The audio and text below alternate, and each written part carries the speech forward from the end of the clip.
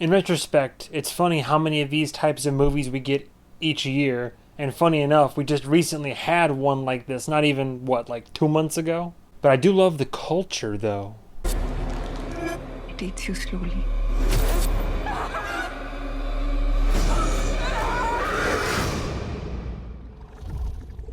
When it's ready,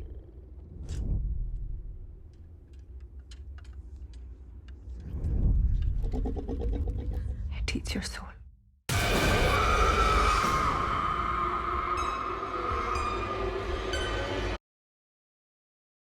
Today we have It Lives Inside. We're back. We're back doing these movie reviews.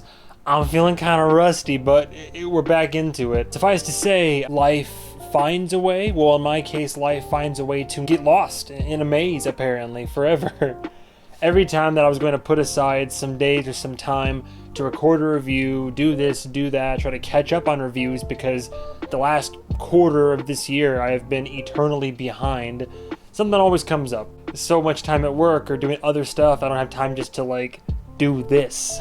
It Lives Inside. Funny enough, this was a Regal mystery movie. I've brought them up before, and this would have been a early review, but I fell supremely behind, so this is a late review now. But this was a film that I caught a trailer for once or twice on Instagram. The marketing was alright for it, so it was a mystery movie. Didn't know what I was getting into, saw it come up, and before the movie even rolled, I was just like, okay, well, I was gonna probably watch this, but now I definitely am. For those that don't know, It Lives Inside is directed by a Bishal Dutta. This gentleman right here, this nice young man, continuing the tradition of directorial debuts in 2023. I know there were still some last year, but I felt like at the first half of this year, there were quite a few directorial debuts. This one's no exception. This is this kid's first film. Throughout his career, he's done short films in the past, but this is in fact his first feature. So, all things considered, for a feature film, kid didn't do too bad of a job, you know what I'm saying? Out of all the cast, I think the only two that I really want to give a shout out for, I think they stood out as our two lead characters.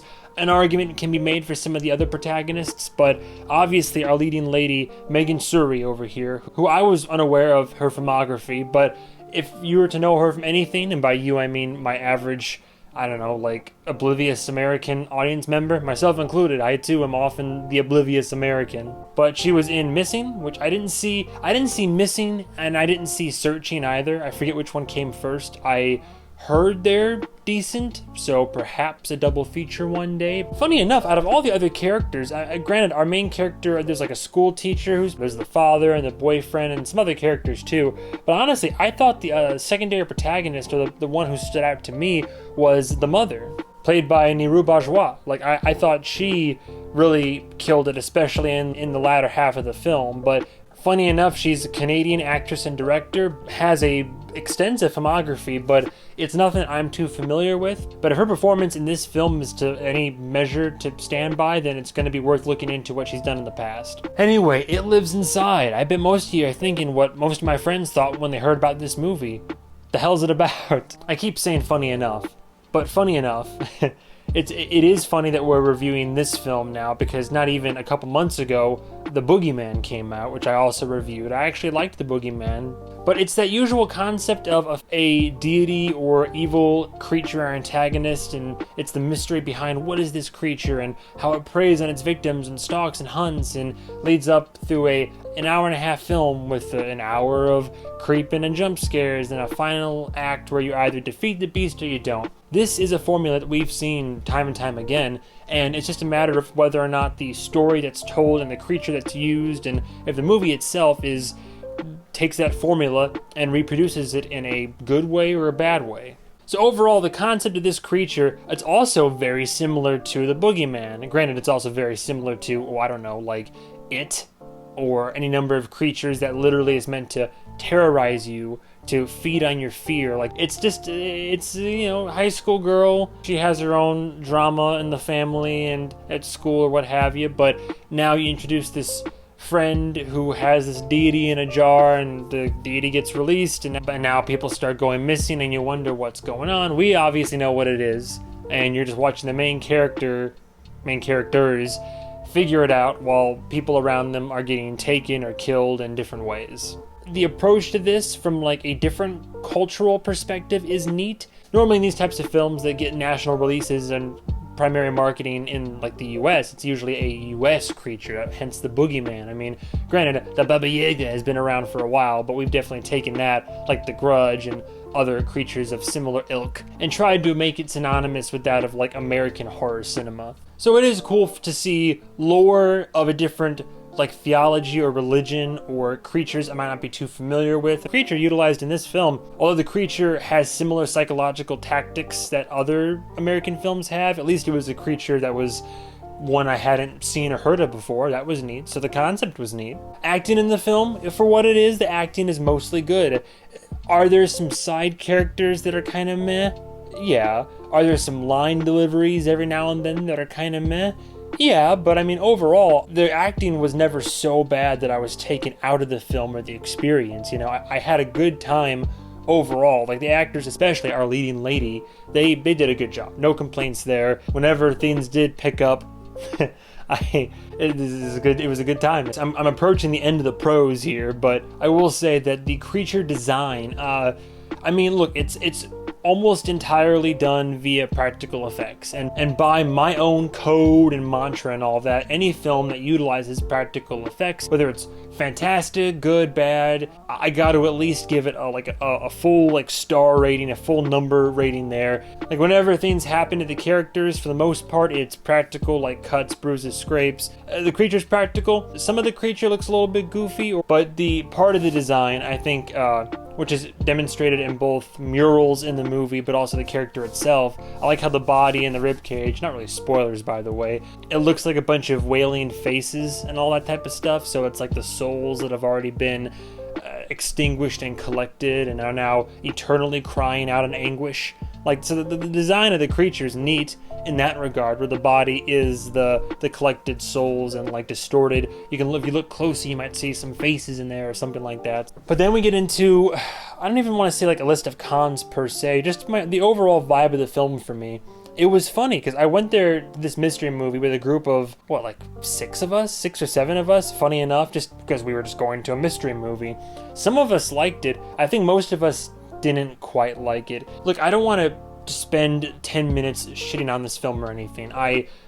For what it is, for this being this kid's directorial debut, and the amount of quality time, clearly love, effort, and cultural inspiration that went into it, does not go unnoticed. Like, I notice it, I like it, it's part of what I factor into my review of this film. But in terms of my personal enjoyment, it did kind of have that made for TV feel, that sort of like Pretty Little Liars or TNT Knows drama feel to it, you know what I'm saying? Production value was fine, but it had the pacing and the beats of just a playing it safe with occasional jump scares, kind of horror thriller, horrific elements to it, but nothing that was all too scary. Which is funny, because props to whoever made the trailer. The trailer looks good, in my opinion. I think the trailer is part of what brought me into the realm of interest with this film. I was like, oh, that looks like it could be good and interesting. I don't know, I mean, just the pacing on this was, I don't want to say put me to sleep, but man, I felt like having a nap a few times throughout the film. It just took its time. It just felt like a drama with some thriller moments mixed in here or there. I mean, I felt a sense of plot armor, so stakes were low. It's predictable, so I mean, you can kind of tell what's gonna happen with, the parents or with the friends, the main characters, how they'll initially react versus how they come around to the situation and eventually are forced to confront the evil by the end, oftentimes uniting opposing fronts in the process.